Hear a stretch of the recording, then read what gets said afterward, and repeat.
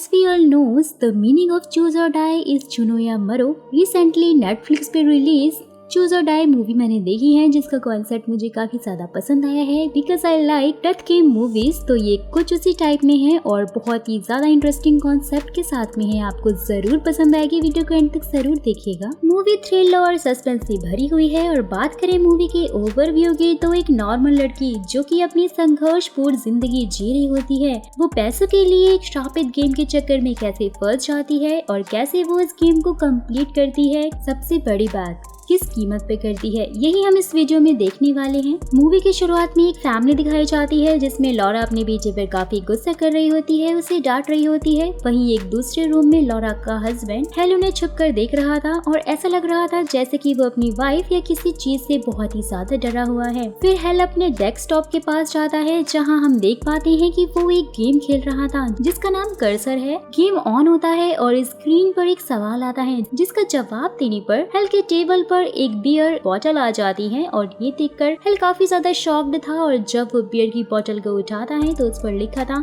कि उसके पीछे कोई है। पर जैसे ही हेल पीछे मुड़ता है वहाँ कोई नहीं था। दोबारा बॉटल देखने पर उसे फूल लिखा हुआ दिखाई देता है, मतलब कि कोई हेल के मजे ले रहा था। गेम में हेल के सामने एक क्वेश्चन आता है जिसमें उसे अपने बेटे की जुबान और अपनी वाइफ के कान में से किसी एक को चूज करना था, यानी कि ऑब्वियसली ये गेम चूज और डाई का था। हेल की परेशानी अब बढ़ती ही जा रही थी क्योंकि वो समझ गया था कि गेम में जो कुछ भी वो चूज करेगा वो उसकी रियल लाइफ में भी हो जाएगा। वो जल्दी डिसीजन नहीं ले पाता है तो उसके सिर में एक बहुत ही तीखी आवाज गूंजने लग जाती है, जिससे कि दर्द को सहते हुए वो रूम से बाहर आकर देखता है तो लॉरा ने अपने बेटे की जुबान काट दी थी। लॉरा वाज कंफ्यूज्ड कि उसने ऐसा क्यों किया था। यहाँ पर हेल के चेहरे पर कोई भाव ही नहीं, यानी कि कोई एक्सप्रेशन ही नहीं दिख पा रहे थे क्योंकि उसने गेम में अपने बेटे की जुबान को ही चूज किया था। मे बी हेल ने अपनी वाइफ और अपने बेटे की बहस से तंग आकर ये फैसला लिया था और अपने बेटे की जुबान की बलि दे दी थी ताकि घर में थोड़ी शांति बनी रहे। यहाँ क्वेश्चन ये उठता है दोस्तों कि गेम की ओरिजिन और ये गेम कैसे काम करता है। यहाँ इन सब की जानकारी बस थोड़ी देर में आपको वीडियो में मिल जाएगी।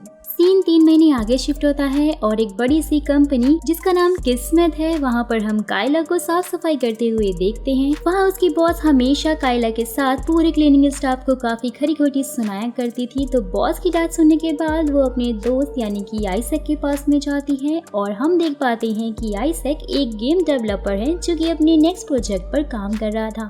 यहाँ ये भी समझ में आता है कि कायला भी एक प्रोग्रामर है जो कि जॉब की तलाश में है और मजबूरी में उसे साफ सफाई का काम करना पड़ता है। तो कायला आइजैक की थोड़ी मदद करती है और उसके बाद वो एक पुराना गैजेट आइजैक को देती है जिसे देखकर वो बहुत ही ज्यादा खुश था क्योंकि उसे पुराने गैजेट्स को इकट्ठा करने का काफी शौक था। रूम में जब वो दोनों उसके पुराने गैजेट्स को कलेक्ट कर रहे होते हैं तो कायला को वहीं पर कर्सर गेम मिलता है जिसे हमने मूवी की स्टार्टिंग में हेल को खेलते हुए देखा था, यानी कि अब मौत का खेल शुरू हो चुका था। जहाँ कायला नोटिस करती है कि उस गेम के ऊपर विनिंग अमाउंट भी लिखा हुआ था जो कि $1,25,000 था। साफ सी बात है भैया, पैसों की जरूरत किसी नहीं होती है, तो इसलिए कायला उस गेम पर दिए गए नंबर पर कॉल करती है तो रॉबर्ट नाम के एक बंदे का वॉइस मेल उसे मिलता है जो बोलता है कि अगर उन्होंने यहाँ पर कॉल किया है तो या तो वो विनर होंगे नहीं तो लूजर। दोनों का ध्यान रॉबर्ट की बातों पर कम और प्राइस मनी पर ज्यादा था। दोनों ये तय भी कर लेते हैं कि वो गेम दोनों साथ में खेलेंगे और पैसों को आधा आधा बांट लेंगे। तो आगे कायला आइजैक को रात में एक कैफे में मिलने के लिए बोलती है और अपने साथ में वो गेम लेकर घर आ जाती है। यहाँ पर कायला की कंडीशन देखकर ये समझ पाते हैं हम कि उसको पैसों की जरूरत क्यों थी, क्योंकि दोस्तों उसकी माँ यानी कि थिया ने रिसेंटली में अपने बेटे को खोया था जिसके गम में वो ड्रग्स भी लेने लग गई थी और साथ ही वो अपने बेटे की वॉइस रिकॉर्डिंग हमेशा सुनती रहती थी, यानी कि वो मेंटली डिस्टर्ब हो गई थी। वहाँ कायला उन्हें संभालने के साथ साथ घर के खर्चे भी संभालती थी, पर काफी महीनों से उन्होंने घर का किराया भी नहीं दिया था जिससे उन्हें घर खाली करने का नोटिस भी मिल चुका था। नाइट शिफ्ट में हम कायला को ऑफिस के अंदर एक और लड़की के साथ में साफ सफाई करते हुए देखते हैं, जहां उनकी बातों से समझ में आ रहा था कि इस ऑफिस में कोई भी नहीं आता है और वो सिर्फ यहाँ पर साफ सफाई ही करते रहते हैं। क्योंकि हर सस्पेंस मूवी में कुछ ऐसी डिटेल्स होती हैं जिनका एंड में अब बड़ा रोल होता है और ये वही डिटेल्स है, तो इसे आप याद रखिएगा। तो हमें आगे कायला को कैफे में आइजैक का इंतजार करते हुए दिखाया जाता है, जो आइजैक का काफी इंतजार करने के बाद उसे कॉल और मैसेज करती है, लेकिन आइजैक कायला के कॉल का कोई जवाब भी नहीं दे पाता क्योंकि वो अपने गेम पर काम कर रहा था और वो अपने काम में इतना ज्यादा डूबा हुआ था कि वो भूल गया था कि उसे मिलने के लिए कैफे भी जाना है।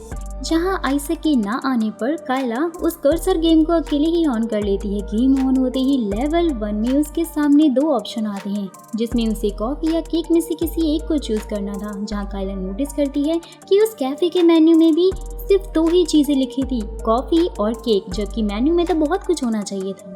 लेकिन इन सारी बातों पर ध्यान ना देते हुए वो कॉफी को चूज करती है और कैफे की वेट्रेस कायला के पास कॉफी लेकर पहुंच जाती है। कायला और वेट्रेस दोनों एक दूसरे से बात कर रहे होते हैं। सरप्राइजली जो भी वो दोनों प्रेजेंट में बातें कर रहे होते हैं वो उस गेम की स्क्रीन पर लिखी हुई आ रही होती हैं। मतलब कि यह गेम उनके दिमाग तक को पढ़ सकता था। ये देखकर कायला तुरंत ही लैपटॉप का स्क्रीन बंद कर देती है और तभी कायला खुद को दूसरी जगह पर पाती है, जहाँ उसका मरा हुआ भाई आकर उसे चूज करने के लिए बोलता है, नहीं तो वो भी मारी जाएगी। वापस से रियलिटी में कायला को कैफे में अचानक से उठते हुए हम देख पाते हैं और इस बार दूसरे सवाल में उसे पूछा गया था कि क्या वो ब्रेक चाहती है। वहाँ पर कायला ये समझकर हाँ बोल देती है कि वो शायद गेम का टाइम आउट होगा, जहाँ वो थोड़ा रिलैक्स भी कर सकती है कि तभी वहाँ पर वेट्रेस आकर ग्लास तोड़ने लग जाती है और कायला के साथ हम सब भी समझ पाते हैं गाइस कि वो ब्रेक टाइम आउट वाला नहीं था, बल्कि लिटरली तोड़ने वाला ब्रेक था, जो कि वेट्रेस ग्लासेस के साथ कर रही थी। नेक्स्ट क्वेश्चन में कायला से पूछा जाता है कि क्या वो सब कुछ साफ करवाना चाहती है, तो कायला हाँ बोल देती है, जहाँ तभी अचानक से वेट्रेस उन ग्लासेस के टुकड़ों को उठाकर खाने लग जाती है। सच में इतना ज्यादा हॉरिबल सीन था कि ऐसी सफाई देखकर किसी के भी रोंगटे खड़े हो जाएंगे। फिर कायला उठकर उस वेट्रेस को उन ग्लासेस के टुकड़ों को खाने से रोकती है क्योंकि उस वेट्रेस ने खुद को बहुत बुरी तरह से घायल कर लिया था। लेकिन तभी कैफे का ऑनर उसके सामने आकर अजीब तरह से चिल्लाने के साथ ग्लिच करने लगता है। वेट्रेस कायला से बोलती है कि वो चाहे कुछ भी कर ले, वो खुद को नहीं रोक पा रही है। वेट्रेस के मरते ही कर्सर गेम का लेवल 1 कंप्लीट हो जाता है। फिर जब कायला नेक्स्ट मॉर्निंग अपने बेड पर उठती है तो उसे थिया के साथ पुलिस वालों की आवाजें सुनाई देती हैं, जो कि उस वेट्रेस की मौत को सुसाइड मान रहे होते हैं और वो कायला से पूछताछ करने के लिए वहाँ पर आए थे क्योंकि लास्ट नाइट कायला उस कैफे में ही थी। फिर जैसे ही पुलिस वहाँ से जाती है, कायला उस गेम के सीडी को तोड़ देती है और वो अपनी मॉम के पास आती है, जहाँ उसकी माँ उसे बोलती है कि उन्हें अब दवाइयाँ नहीं चाहिए क्योंकि उन दवाइयों के पैसे बचाकर वो घर का किराया देने का सोच रही हैं। वो कायला को अपने ड्रग सप्लायर लॉयन से मदद मांगने के लिए बोलती है, तो कायला लॉयन से मदद मांगने के लिए मना कर देती है। फिर जैसे ही वो घर के बाहर आती है तो उसे लॉयन वहाँ पे मिल जाता है, जो कि कायला की मजबूरी का फायदा उठाने की नाकाम कोशिश करता है और साथ ही वो कहता है कि अगर कायला उसके साथ संबंध बनाएगी तो वो उसकी मदद कर देगा। लेकिन वो उसे भला बुरा बोलकर वहाँ से निकल जाती है और अपने दोस्त आइजैक के पास जाकर उसे कल रात वाले सारे इंसिडेंट के बारे में बताती है कि कैसे उस गेम ने वेट्रेस की जान ले ली है। लेकिन आइजैक को उसकी बातों पर भरोसा ही नहीं हो रहा था। फिर अपने बेस्ट फ्रेंड की मदद ना मिलने के बाद वो अपने काम पर वापस आ जाती है। वहाँ ऑफिस में काम करते टाइम कायला को उसकी माँ का कॉल आता है, जहाँ वो उसे बताती है कि घर में बहुत सारे चूहे आ गए हैं जिन्होंने उस पर अटैक कर दिया है। कायला को कुछ समझ में नहीं आ रहा होता है। पहले तो कॉल डिस्कनेक्ट हो जाती है, फिर जैसे ही कॉल डिस्कनेक्ट होती ही पूरे फ्लोर पर ग्रीन कलर की लाइट के साथ साथ टीवी स्क्रीन पर कर्सर गेम का लोगो आ जाता है, जिसका साफ मतलब था दोस्तों कि कायला अब गेम का नेक्स्ट लेवल इसी फ्लोर पर खेलेगी। जहाँ वो काफी ज्यादा शॉक्ड भी होती है क्योंकि उसने तो कर्सर गेम की सीडी को पूरी तरह से तोड़ दिया था, फिर भी इस गेम ने उसका पीछा नहीं छोड़ा है। फिर टीवी स्क्रीन पर कायला अपने घर का ब्लूप्रिंट देखती है, जिसमें उसे अपनी माँ को चूहे से बचाना था और वो अपनी माँ को एक रूम में बंद कर देती है। लेकिन चूहे इसका पीछा नहीं छोड़ रहे होते हैं, जहाँ लास्ट में मजबूरन कायला को अपनी माँ को खिड़की में से कूदाना पड़ जाता है, क्योंकि अगर उसने अपनी मॉम से ऐसा नहीं करवाया होता तो वहाँ थिया को चूहों का खाना बनना पड़ जाता। फाइनली गेम का सेकंड लेवल भी कंप्लीट हो चुका था और वही नोट में कायला देखती है कि कल इसी सेम टाइम पर गेम का नेक्स्ट लेवल ऑन होगा, जहां कायला फ्रस्ट्रेशन में ऑफिस में लगी उसी टीवी को तोड़ देती है, जहां उसकी बॉस आकर उसे जॉब से निकाल देती है। सीन शिफ्ट होता है और कायला को हॉस्पिटल में अपनी माँ के पास दिखाया जाता है, जहां उसकी मॉम वापस से अपने मरे हुए बेटे की बात करने लग जाती है। जिसे सुनकर कायला काफी परेशान हो गई थी और माँ से मिलने के बाद जब कायला अपने घर जाती है तो घर की हालत को देखकर वो काफी डर जाती है। घर की हालत को फोन में रिकॉर्ड करने के बाद वो कर्सर गेम अपने फोन में इंस्टॉल कर लेती है ताकि गेम कहीं भी अचानक से ऑन ना हो जाए। यहाँ इतना कम भी नहीं था कि लेंस कायला के पास आकर उससे फालतू की बातें करने लग जाता है, जिस पर कायला वापस से उस पर गुस्सा करके वहाँ से निकल जाती है। फिर वो आइजैक के पास जाती है और वहाँ जाकर उसे अपने फोन में सारी रिकॉर्डिंग को दिखा देती है, तो फाइनली वो भी उसकी बातों पर इस बार यकीन कर लेता है। फिर वो दोनों गेम की कोडिंग को चेक करते हैं और समझने की कोशिश करते हैं कि कैसे ये गेम रियलिटी को चेंज कर दे रहा है, लेकिन उन्हें गेम की कोडिंग में कुछ भी नहीं मिलता है। फिर दोनों डिस्कस करते हैं कि इस गेम को वो दोनों खुद ऑन नहीं कर सकते हैं। वहाँ आइजैक को ऐसा लग रहा था कि गेम के साउंड में कुछ डेटा होगा जिसे शायद उन्हें एक्सट्रैक्ट करना होगा और फिर सब ठीक हो जाएगा। फिर माहौल को हल्का करने के लिए एक छोटा सा स्नैक ब्रेक लेते हैं वो, जिसमें आइजैक कायला के साथ कुछ जोक शेयर करके उसे हंसाने की कोशिश करता है, क्योंकि ऑब्वियसली वो इतने सारे ट्रॉमा से गुजर रही थी। साथ ही वो उसे बोलता है कि वो उसे अपने गेम में सुपर हीरो बनाएगा कि तभी गेम का टाइम हो जाता है और गेम ऑन हो जाता है। फिर आइजैक गेम के साउंड को एक्सट्रैक्ट कर देता है, लेकिन वो देखता है कि कोडिंग तो किसी और ही सिंबल में यानी किसी और ही लैंग्वेज में की गई थी, जो कि इन दोनों की समझ से बिल्कुल ही बाहर थी। फिर गेम स्टार्ट होता है और स्क्रीन पर आइजैक की थिंकिंग तक लिख कर आ रही थी। ये सब कुछ देखकर वो बहुत ज्यादा शॉक्ड हो जाता है, जहां कायला को ऐसा लगता है कि शायद आइजैक के साथ भी वही होगा जो कि वेट्रेस के साथ में वो कांड हुआ था। सो इसलिए वो आइजैक को भी गेम खेलने से मना कर देती है और कायला के दिमाग में बहुत तीखी आवाज गूंजने लग जाती है, जिससे कि वो बहुत ज्यादा हर्ट हो रही थी। शायद आपको याद होगा कि ये चीज हमने स्टार्टिंग में हेल के साथ में भी होते हुए देखा था, लेकिन यहाँ पर आइजैक को तो कोई आवाज सुनाई ही नहीं दे रही थी, मतलब सिर्फ कंटेस्टेंट ही इस आवाज को सुन सकते थे। फिर गेम में चूज करने के लिए 2 डोर्स आ जाती हैं। वो डोर आइजैक के रूम में भी आ गई थी, जिसमें से एक गेट का कलर ब्लू था। फिर जैसे ही आइजैक उस पे कान लगाकर सुनता है, उसमें डाई की आवाज आती है, यानी कि मर जाने की आवाज आती है, और वो ब्लू गेट को छोड़कर रेड के अंदर पहुंच जाते हैं। जैसे ही वो उसके अंदर जाते हैं, कायला को अपना भाई नजर आता है और उसके पीछे कायला भागने लग जाती है, जहाँ आइजैक उसे रोकने की बहुत कोशिश करता है, क्योंकि वो जानता था कि ये रियल नहीं है बल्कि इविल है। लेकिन कायला अपने भाई का पीछा करते हुए पूल के पास में आ गई थी, जिसमें डूबने से उसके भाई की कुछ साल पहले ही मौत हुई थी, लेकिन अभी भी उस पूल में पानी नहीं होता है। जहाँ कायला के पीछे पीछे आइजैक भी इस पूल में आ गया था और कायला को अपने भाई की वही रिकॉर्डिंग सुनाई देती है जिसे कायला की माँ वहाँ पर अक्सर सुना करती थी। फिर उसका भाई आइजैक पर हमला कर देता है और जब कायला उन दोनों के पास जाती है तो दोनों ही वहाँ पर उसे बेहोश मिलते हैं। फिर से उसके सामने 2 ऑप्शन आ जाते हैं, जिसमें उसे अपने भाई और अपने दोस्त यानी कि आइजैक में से किसी एक को चूज करना था।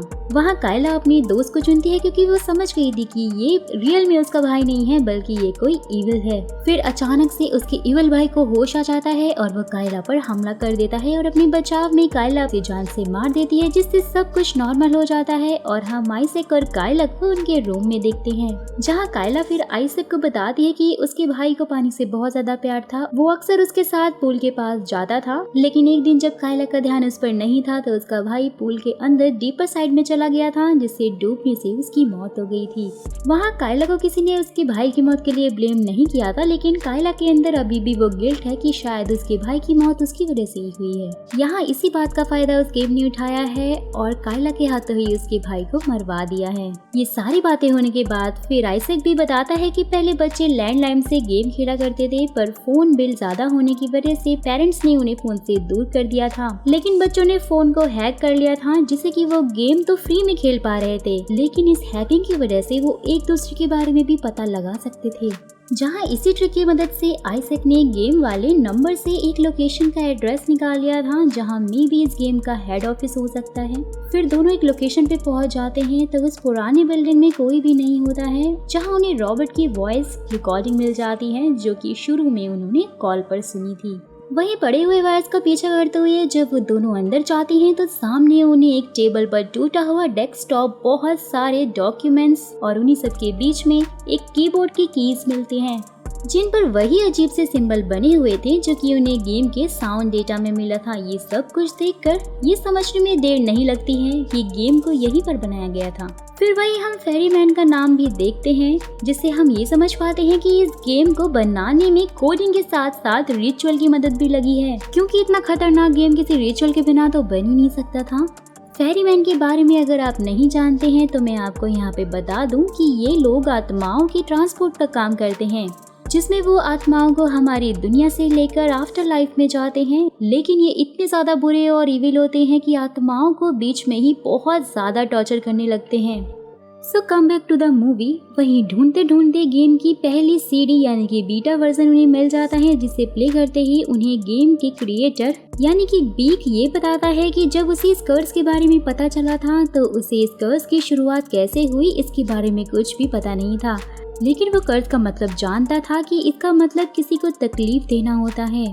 जहां उसने इस कर्स को अपने गेम के साथ 12 मार्च 1984 को जोड़ा था, जहां बीक गेम की टेक्नोलॉजी को बताते हुए कहता है कि उसने एंशिएंट सिंबल की मदद से इस कर्स को एक्टिव कर लिया था और 8 बिट इक्विपमेंट का इस्तेमाल करके उसने सिंबल्स के मतलब को समझने के बाद ये कर्सर गेम बनाया है, जिसमें मेन प्लेयर कर्सर होता है और वो दूसरे लोगों को कर्स करके उन्हें तकलीफ देता है और ऐसा करने से कर्सर को काफी ज्यादा फायदा होगा। फिर बी की बात उन्हें डिटेल में समझाता है कि जब उसने पहली बार प्लेयर को कर्स किया था तो उसे गेम ने उसे 2 ऑप्शन दिए थे, जिसमें से उसे अपने हाथ को खाना था नहीं तो कंप्यूटर को। जब उस प्लेयर ने अपने हाथ को खाया तब बी के हाथों से उसके चोट के निशान भी गायब हो गए थे। यहाँ पर कायला और आइजैक भी इस गेम के बारे में सब कुछ जान चुके थे कि तभी बीक दोनों से बात करने लगता है, मतलब गेम का 3rd लेवल ऑन हो गया था। देखते ही देखते स्क्रीन पर चीट मोड लिखा हुआ था, यानी कि साफ मतलब था कि गेम अब उन्हें उनकी चीटिंग की सजा भी देगा। जहां आइजैक ग्लिच करने लग जाता है और कायला के सामने 2 ऑप्शन आते हैं, वो गेम को रिवाइंड करना चाहती है या फास्ट फॉरवर्ड। जहां कायला फास्ट फॉरवर्ड को चूज कर लेती है, जिससे कि आइजैक के मुंह से बहुत सारे टेप रील्स बाहर आने लग जाती हैं और ये देखकर कायला उसके पास में जाती है, लेकिन तब भी आइजैक उसे गेम को खत्म करने के लिए बोलता है। और फिर 3rd लेवल कंप्लीट होने के बाद जैसे ही वो अपने दोस्त के पास जाती है, उसके मुंह से बहुत सारा खून निकल रहा होता है। वहाँ कायला की गोद में ही आइजैक की मौत हो जाती है। वो बहुत ज्यादा रोने लग जाती है क्योंकि आइजैक उसकी दोस्त के साथ साथ उसका बॉयफ्रेंड भी था। लेकिन तभी कायला के सामने स्क्रीन पर फाइनल राउंड का पोस्टर लेकर आता है, जिस पे उसे एक कोऑर्डिनेट्स मिलता है जहां उसे जाना था। वहां वो उस लोकेशन पे आती है जो कि जंगल में एक घर में था, जहां उस घर में कायला को हेल और उसका परिवार मिलता है। हेल कायला से यहाँ आने की वजह पूछता है तो वो उसे बताती है कि गेम ने उसे यहाँ आने के लिए बोला है और उसे यहाँ बॉस से लड़ना है। हेल उसे बताता है कि उसे गेम ने बोला था कि अगर वो इस गेम को ढेर सारी कॉपीज बनाकर पूरी दुनिया में डिस्ट्रीब्यूट करता है तो इस गेम से वो आजाद हो जाएगा, और मे बी यही रीजन होगा कि इस गेम की एक कॉपी आइजैक के पास भी पहुंच गई थी, क्योंकि उसे पुरानी चीजों को इकट्ठा करने का काफी ज्यादा शौक था। हेल अपनी तारीफ करते हुए कायला को धमकाता है कि वो इस गेम का हीरो है और इसलिए वो ही जीतेगा। कि तभी हेल की वाइफ उस पर हमला करके हेल की जान लेने की कोशिश करती है, लेकिन हेल उसे रोक लेता है और हम समझ पाते हैं कि हेल एक साइको है। फिर कायला के हमला करने से पहले ही हेल उस पर हमला कर देता है, पर चोट हेल को ही लग जाती है। यहाँ ऐसा इसलिए हो रहा था क्योंकि वो दोनों ही कर्सर थे, मतलब कि अगर वो एक दूसरे को कर्स करेंगे तो उसका असर उन्हीं दोनों पर होगा। साफ शब्दों में वो दोनों एक दूसरे को हर्ट करेंगे तो चोट उन्हीं को लगेगी, और अगर कायला खुद को मारती है तो चोट हेल को लगेगी, और वहीं अगर हेल खुद को मारता है तो चोट कायला को लगेगी। वो दोनों ही खुद को चोट पहुंचाकर एक दूसरे को घायल कर रहे थे कि तभी हेल का बेटा आकर कायला को गोली मार देता है, जिसका असर हेल पर होता है। वो दोनों घर से बाहर आकर लड़ाई कर रहे होते हैं कि हेल खुद को गोली मारने ही वाला होता है, पर गन की बुलेट्स खत्म हो जाती हैं। और वहीं दूसरी तरफ कायला एक बड़ा सा पत्थर उठाकर पूल में कूद जाती है जिससे कि वो मर सके। वहीं हेल ने अपना गला काट लिया था, जिससे कि कायला के गर्दन पर भी एक कट लग गया था। वहाँ हेल बहुत ज्यादा खुश हो रहा था क्योंकि उसे लग रहा था कि उसने खुद को चोट पहुंचाकर कायला को मार दिया है। साथ ही वो सोच रहा था कि वो गेम का विजेता बन गया है। वहीं दूसरी तरफ पूल के अंदर कायला डूबने से मर रही थी, ना कि गर्दन कटने की वजह से, जिससे ये होता है कि कायला बच जाती है और हेल मारा जाता है। फिर कायला के विनर बनते ही हेल की वाइफ लॉरा कायला को बाहर निकालकर उसके जख्मों पे मरहम पट्टी करती है, और यहाँ हमें ये समझ में आता है कि लॉरा भी हेल के मरने से काफी ज्यादा खुश थी क्योंकि ऑब्वियसली उसका पति साइको था। नेक्स्ट सीन में कायला को देखते हैं जिसने उन सिंबल वाले कीज को बीक के कीबोर्ड में लगाकर उन सारे कीज का मतलब अच्छे से समझ लिया था। फिर वो सबसे पहले लायंस को उसकी बदतमीजी के लिए कर्ज करने लग जाती है, जो कि उसे परेशान किया करता था, जिससे वो बहुत ही ज्यादा बुरे तरीके से मारा जाता है। फिर एंड में कायला के साथ हम सभी ये समझ पाते हैं दोस्तों कि कर्ज करना एक सुपर पावर की तरह है। कि तभी कायला को बीक का कॉल आता है जो उसे उसकी जीत की बधाई दे रहा होता है, और वो कायला से पूछता है कि अब आगे कौन कर्सर बनेगा, जहाँ कायला बोलती है कि जो डिजर्व करेगा उसे ही कर्स मिलेगा। यहाँ हम बीक को किस्मेट कंपनी में खड़े हुए देखते हैं जहाँ पर कायला काम करती थी। मतलब दोस्तों, कायला को बीक के लोगों ने ही इस गेम में फंसाया होगा। तो ये कहानी आपको कैसी लगी मुझे कमेंट बॉक्स में कमेंट करके जरूर बताइएगा, क्योंकि ऐसे कॉन्सेप्ट की मूवी बहुत ही ज्यादा रेयर होती हैं, जैसा हमारा चैनल है। साथ ही आप मुझे ये भी बता सकते हैं कि नेक्स्ट मूवी आप कौन सी देखना चाहेंगे। फिर मुलाकात होगी आपसे नेक्स्ट वीडियो में। तब तक के लिए बहुत खुश रहिए और ऐसे ही हमें सपोर्ट करते रहिए।